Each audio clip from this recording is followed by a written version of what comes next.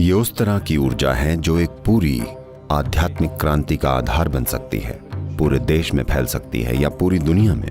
क्योंकि शिव खुद यहाँ बैठे थे, उन लोगों ने ये गुण अर्जित कर लिया। ये यहाँ तैयार है, बनी रखी है। आप बस ऊपर देखिए और इसके लिए ग्रहणशील बनिए, बस।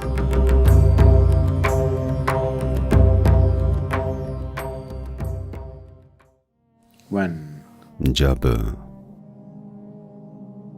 स्वयं आदि योगी दुख की अवस्था में थे,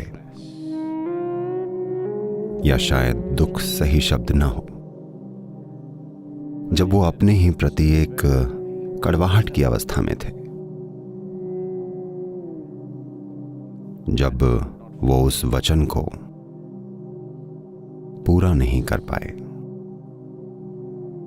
जो एक तरह से उन्होंने एक भक्त को दे दिया था। Because he got deceived. क्योंकि उनके साथ कुछ शक्तियों ने छल कर दिया। वो खुद से निराश थे और नाराज थे। मायूसी की एक खास अवस्था में थे। वो स्थिति में आए और आकर बैठ गए। शायद आप में से ज्यादातर ये कहानी जानते हों कि वो ऐसे क्यों हो गए थे। आसान शब्दों में कहें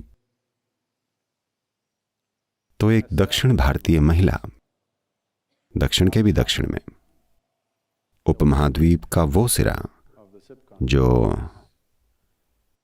आज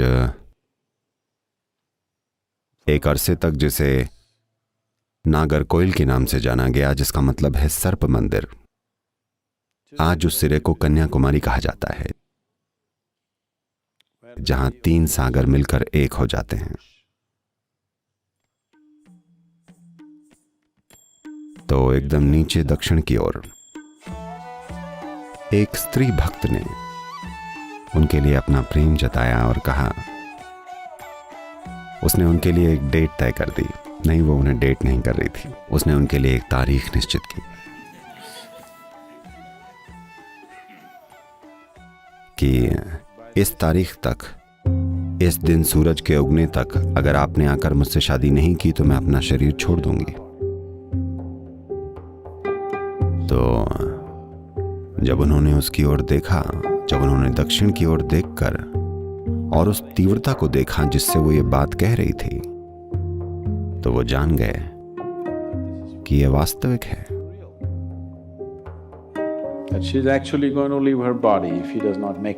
कि वो सचमुच अगर वो नहीं पहुंचे तो अपना शरीर छोड़ देगी। तो उन्होंने हिमालय के ऊपरी इलाकों से होकर नीचे दक्षिण की ओर अपनी यात्रा शुरू कर दी। तो वो बस आखिरी तारीख तक पहुंचने की कोशिश में है, लेकिन वहां कितने ही ऐसे लोग हैं जो नहीं चाहते कि वो एक दक्षिण भारतीय औरत से शादी करें। इसलिए उन्होंने उनके रास्ते में अलग अलग तरह की रुकावटें खड़ी की, पर वो उन सबको अनदेखा करके आगे बढ़ते रहे। जब वो उस जगह के बहुत नजदीक पहुंच गए, जब वो बस 22 किलोमीटर दूर थे, तो उन लोगों ने किया ये कि उन्होंने कपूर का एक बहुत बड़ा ढेर लगाया और उसे जला दिया बहुत दूर। सुबह सुबह जब धुंध होती है तो हवा में मौजूद पानी का हर कण एक मैग्नीफाइंग ग्लास की तरह काम करता है और वो इतने विशाल तरीके से जला कि वो असल में सूरज के उगने जैसा दिखाई दिया। तब उन्होंने उनसे कहा, सूरज ऊपर आ गया है, उसने वैसे भी अपना शरीर छोड़ दिया होगा, आप वहां किस लिए जा रहे हैं? He was just 22 kilometers away from that place. वो उस जगह से बस 22 किलोमीटर दूर थे। तब उन्होंने देखा कि पूरा इलाका सूरज के उगने जैसा जगमगा रहा था, जो असल में एक कपूर का पहाड़ था जिसे उन्होंने जलाया था। वो खुद से पूरी तरह निराश हो गए कि वो समय रहते पहुंच नहीं पाए और वो वापस मुड़ गए। तो उस जगह को आज सुचिंद्रम के नाम से जाना जाता है।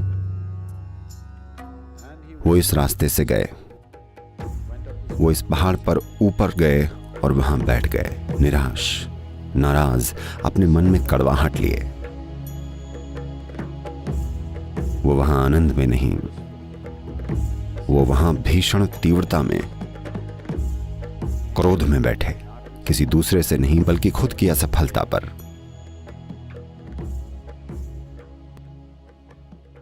तो क्योंकि वो वहां उस स्थिति में बैठे जो दुर्लभ है, इस जगह ने पूरी तरह एक अलग ही तीव्रता अर्जित कर ली। इसमें पूरी तरह एक अलग गुण आ गया और इसने योगियों की एक पूरी की पूरी श्रृंखला को जन्म दिया, जो वहां इसलिए साधना करने गए क्योंकि शिव खुद वहां बैठे थे और उन्होंने ये गुण अर्जित कर लिया। वो उसी गुस्से और तीव्रता के साथ चले, किसी और के साथ गुस्से में नहीं, बस यूं ही गुस्से में, किसी चीज को लेकर नहीं।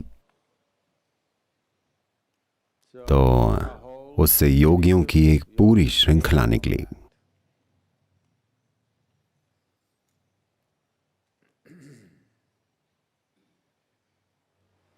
If you've seen the pictures of Sadguru Sri Brahma, अगर आपने सद्गुरु श्री ब्रह्मा की तस्वीर देखी हो, वो ऐसे दिखते हैं कि वीरप्पन उनके आगे केजी क्लास का बच्चा लगता। वीरप्पन का चेहरा वाकई में मासूम बच्चे जैसा दिखता। वो इतने गुस्सैल दिखते थे बिना किसी वजह। वो बस यूं ही गुस्से में चलते थे हर समय, किसी और पर गुस्सा नहीं, बहुत ज्यादा करुणा से भरे हुए, पर बस गुस्से में। तो ये पहले नहीं थे, ऐसों की एक पूरी की पूरी एक श्रृंखला थी, क्योंकि इस पहाड़ की चोटी पर उन्हें इस ऊर्जा से एक धक्का मिला और उन्होंने ये अर्जित कर लिया। उनके लिए इस कड़ी में जो योगी आए, उनके लिए जिस एकमात्र ट्रांसमिशन पर उन्हें भरोसा था, वो आदि योगी ही थे। वो उस तरह के नहीं हैं जो किसी और चीज का भरोसा करें।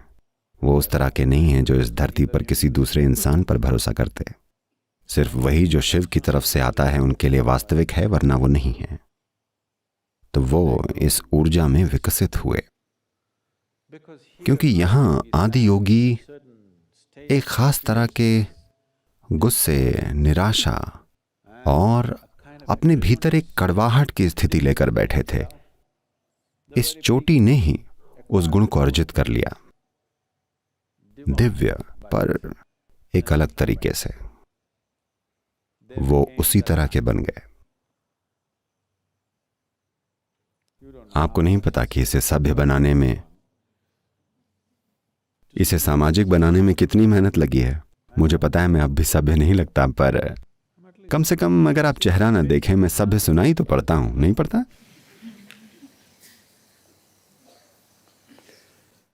तो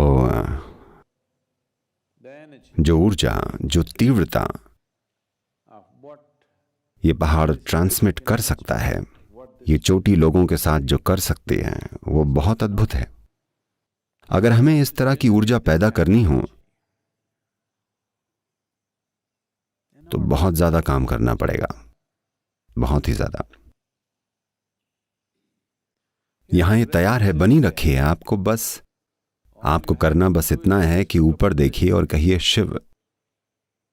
आपको करना बस ये है कि इसकी ओर ग्रहणशील बनना है, बस।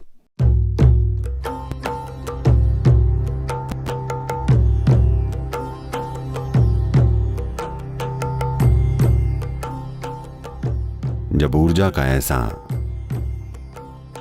आधार उपलब्ध हो, ये उस तरह की ऊर्जा है जो पूरी आध्यात्मिक क्रांति के लिए एक आधार बन सकती है, जो पूरे देश में फैल सकती है, ये पूरी दुनिया में। ये खत्म होने वाली ऊर्जा नहीं है, ये कभी ना खत्म होने वाली ऊर्जा है। ये ऐसी चीज नहीं है जो खत्म हो जाएगी। ये कुछ ऐसी है कि आप जितना लेंगे ये उतनी ही शक्तिशाली बन जाएगी।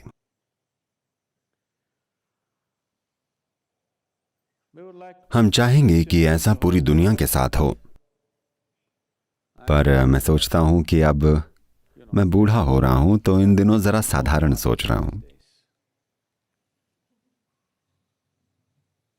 मैं सोच रहा हूं कम से कम वो लोग जो तमिलनाडु में पैदा हुए हैं,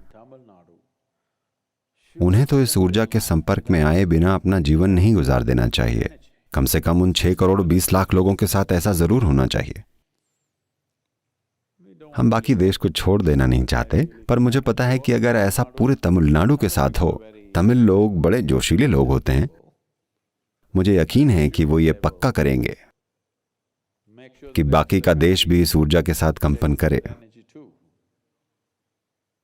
अगर वो सब इसे पालें। मेरे लिए निजी तौर पर इस पहाड़ का बहुत ज्यादा महत्व है, क्योंकि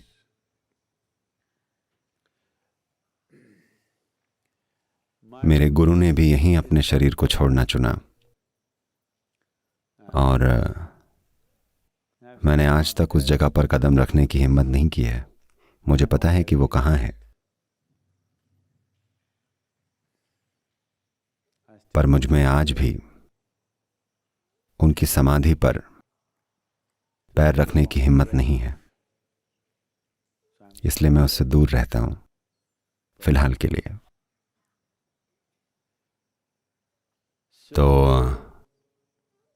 ये मंदिरों के पहाड़ जैसा है। अगर आपको उस तरह की ऊर्जा का निर्माण करना हो, उसके लिए जो लगता है वो आसान नहीं है। ये बिल्कुल भी आसान नहीं है। ये असाधारण काम होगा। ये इतना महान होगा कि एक इंसान के लिए लगभग असंभव सा काम है, पर यह सब किया जा चुका है और तैयार रखा है बिल्कुल प्राकृतिक रूप में। अगर हम इसे काम में नहीं लेते तो ये बहुत बेवकूफाना होगा।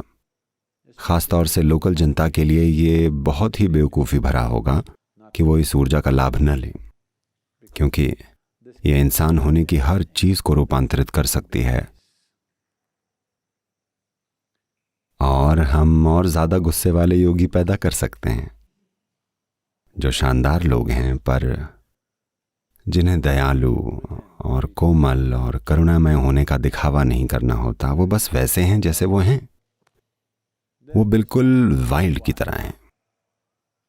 वो जंगल में एक बाघ या हाथी की तरह हैं जो हर चीज को रौंदता हुआ आगे बढ़ता है, पर वो जो भी करता है वो फिर भी उपयोगी होता है।